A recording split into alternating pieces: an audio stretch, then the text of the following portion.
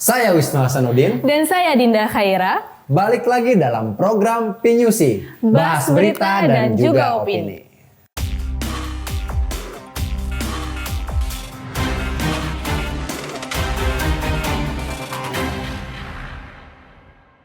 Timnas Indonesia U23 berhasil melaju ke babak semifinal Piala Asia U23 2024 dengan menaklukkan Korea Selatan U23 melalui adu penalti yang ketat dengan skor akhir 11-10 setelah kedudukan imbang 2-2 di waktu normal. Korea Selatan sempat mencetak gol di menit ke-7 melalui Lee Kang-hee. Namun, gol tersebut dibatalkan setelah wasit Shaun Evans dari Australia mengkaji ulang menggunakan teknologi VAR. Menarik nih. Sebelumnya Din, kita ucapkan selamat ya, gue seneng banget sih. Betul. Indonesia menang karena sebelumnya ada fakta-fakta menarik terkait pertandingan antara Korea Selatan dengan Indonesia. Saya seneng nih saya ngambil dari dari sisi pelatih dulu ya. Ini pelatihnya kan agak dilematis juga ya. Iya, maksudnya bener. dia tuh orang Korea juga. Namanya Sinteyong. Oh iya, saya pengennya presetin tadi SYL. Kenapa? Sahrul Yassin Limpo. Jadinya apa tadi? Sintayong STY gitu. STY. Jadi maaf. Jadi saya mau presetin sedikit kalau SYL tuh beda kasus. Maaf ya disalib. Oke, kita lanjut. Nah, jadi nih kalau boleh tahu, Din, yang lu lihat dari pertandingan semalam tuh gimana? Yang gue lihat dari pertandingan semalam ya Arhan lah, siapa lagi? Oh, iya. Arhan. Perempuan Arhan Azizah. Wah, dia keren sih. Dia nyetak 2 gol pas penalti, bayangin kan. Oh iya, pas penalti ya. Iya, betul. Keren banget. Saya tuh pas yang Oktomaniani tuh. Beda kasus. Beda maaf. Tapi memang pas Rizky Ridho tuh memang dia dapat banget, bahkan banyak yang menyebut-nyebut dia sebagai El Capitano. Dia memang disiplinnya kuat, kemudian jenderal lapangan lah, dia bisa ngebawa teman-teman tuh bisa mengkoordinir lapangan. Saya sih bukan analisis bola, cuman memang yang saya lihat seperti itu. Nah, kemudian ada fakta menarik lagi nih, Din. Boleh dibacakan, Din? Oh iya, sejak tahun 1986 baru kali ini loh Indonesia menang dari Korea Selatan. Wah, Korea Selatan. Bangga banget gak sih ya bangga Korea Selatan, bangga banget. Berarti kan memang susah banget. Nah, saya tuh ada salah satu pemain yang saya suka ya di Korea Selatan tuh teman-teman tunggu. Saya suka Son. Son siapa? Dia tuh pemain Tottenham Hotspur, sayap kiri itu saya suka. Nah, saya pikir saat itu dia bakal main, ternyata ada umurnya U23. Nah, kalau misalkan si Son ini main itu lumayan berbahaya juga tuh, ya. Indonesia bisa kalah gitu kalau dia main. Ya enggak juga sih. Enggak juga. Kamu kok mau jokin saya? Ini bisa diserang saya supporter timnas. Oke. Berita selanjutnya. Mahkamah Konstitusi menolak semua permohonan sengketa hasil pemilu 2024 yang diajukan pasangan 01 dan 03. Mulai dari permohonan paslon 01 Anies dan Caimin, yakni permintaan diskualifikasi Prabowo Gibran, cawe-cawe Presiden Jokowi terkait dengan putusan MK mengubah usia capres-cawapres. Semua ditolak MK karena tidak beralasan menurut hukum. Wah, menarik. Ini menarik dan akhirnya selamat juga untuk Pak Prabowo dan Mas Gibran. Iya, kita harus ngucapin selamat dulu. Betul. Kayak ini loh Kak, aku seneng juga loh. Kayak ini tuh kayak war is over deh gitu.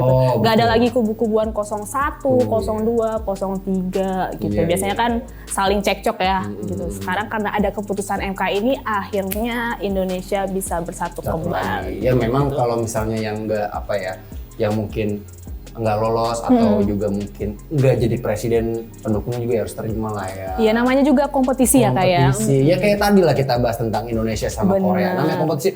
Korea Selatan mau nyerang Sintayong, pasti ada kemungkinan. Pasti ada kemungkinan. Nah, dari Korea cuman profesionalitas. Profesional aja ya. Betul. Kata Anies Baswedan pun katanya nih kami bersama di sini menghormati proses ini. Cuma di sini dia juga nyalahin karena katanya sidang MK kemarin banyak sekali catatan. Oh ya, di saat keputusan itu beliau hadir ya. Iya, hadir. Yang Mas Anies.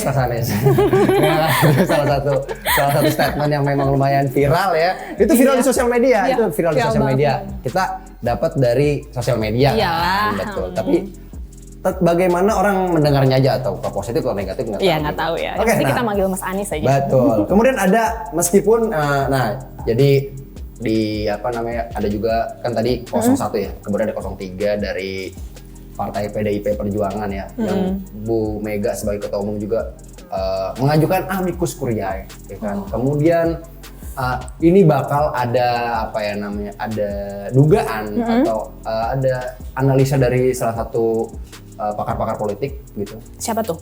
Saya lupa namanya, jangan disebutkan. Beberapa pakar politik itu menyebutkan bahwa PDIP nih bakal menjadi oposisi. Oh, oposisi. Dia tuh ya memang PDIP aja? PDIP aja, tapi kalau yang lain sih nggak ada suaranya ya. Kalau kata pakar-pakar politik mungkin memang cari aman. Oh, cari gitu. PDIP tuh berani apa namanya, oposisi. Memang dia ya udah punya pengalaman lah 10 tahun PDIP. Lumayan, lumayan. Tapi kita tunggu aja kali ya hasilnya betul, pas betul. Rakernas pada Mei Nah, mendatang. betul, pada Mei mendatang. Oke, selanjutnya. Gibran Rakabuming tidak mendapatkan penghargaan Satya Lencana Karya Bakti Prajanugraha. Namun ia akan mendapatkan penghargaan lain dari Kemendagri. Hal tersebut disampaikan langsung oleh Menteri Dalam Negeri Tito Karnavian. Setidaknya ada 15 kepala daerah yang akan menerima tanda kehormatan Satya Lencana Karya Bakti Prajanugraha. Di mana terdapat 2 gubernur, 6 wali kota, dan 7 bupati. Salah satunya Gibran, tapi nggak jadi. Nah, ini menarik. Tapi nggak jadi. Jadi kemarin sudah ada keputusannya ya. Jadi, nah, tapi ngomong-ngomong nih, biar teman-teman juga tahu. Iya. Apa sih itu penghargaan Satya Lencana? Penghargaan Satya Latya Kencana itu penghargaan untuk kepala daerah yang berprestasi, Kak. Gitu. Okay. Itu sekarang 14 kepala daerah yang dapat itu. Iya. Tapi aturan itu 15, cuman nggak jadi karena Mas Tapi Gibrannya. memang nih bukan cuma Mas Gibran, maksudnya yang dalam masuk nominasi itu ya, ada menantunya Pak Jokowi, Bobi Nasution ya, dia salah satu wali kota Medan. Nah, ini banyak memicu komentar juga di kalangan netizen. Iya, jadi kayak ada yang bilang mentang-mentang ayahnya, mentang-mentang saudaranya dan segala macamnya. Oh, tapi ini Tito menegaskan, Kak, katanya dia yakin sekali kalau ini tuh terpilih bukan karena pesanan dan betul-betul ada tim independen yang nyeleksinya gitu. Berarti memang kinerjanya bagus. Iya, Tapi beberapa statement dari orang-orang juga, Mas Gibran katanya bagus di saat dia memimpin Solo. Iya, Kemudian bener-bener. juga, Mas Bobi juga katanya bagus di saat dia megang Medan gitu ya. Baik lagi ya, itu kan sesuai penilaian masing-masing. juga, Bener. ya, betul. Oke, berita selanjutnya, Dinda. Oke.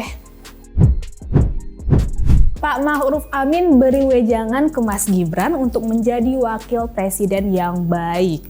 Di mana Pak Ma'ruf mengibaratkan kerjasama antara presiden dan wapresnya kayak bulu tangkis ganda gitulah ya, harus saling mendukung satu sama lain. Menarik. Ini menarik Pak Ma'ruf. Memang saya nggak ada masalah. Maksudnya gimana ya saya bilangnya? Pak Ma'ruf tuh luar biasa. Sebagai wakil presiden, beliau tuh menjunjung tinggi kemanusiaan. Tapi ini keren loh, Kak, antara wapres tertua dan calon wapres termuda gitu, betul. yang bedanya 45 tahun loh. Iya, tapi memang Pak Ma'ruf banyak juga netizen yang bilang, kita ambil yang positif ya. Kalau yang negatif tuh agak tajam juga ya bahasa. Iya. Ada yang bilang, ini apa namanya? Kacau banget ya. Memang orang-orang tuh komentarnya kacau-kacau. Iya, parah banget sih. Tapi memang Pak Ma'ruf Amin sekalinya muncul memang statementnya cukup kontroversi ya. Dari kita ambil kasusnya di tahun 2020 ya. Di mana Pak Ma'ruf Amin bilang bahwa orang Indonesia itu semuanya bakal masuk surga.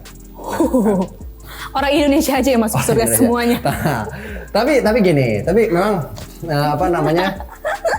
tapi punya alasan tersendiri bahwa ini merujuk pada hadis Nabi Muhammad ya, dan kemudian juga bahwa orang Indonesia itu kan pada mayoritas beragama, mungkin karena ke situ ya.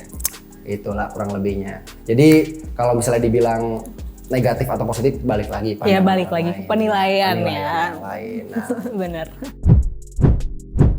Oke, cukup sekian berita pada pekan ini. Pantau terus website pinusi.com dan jangan lupa saksikan terus Pinusi, bahas berita dan juga opini.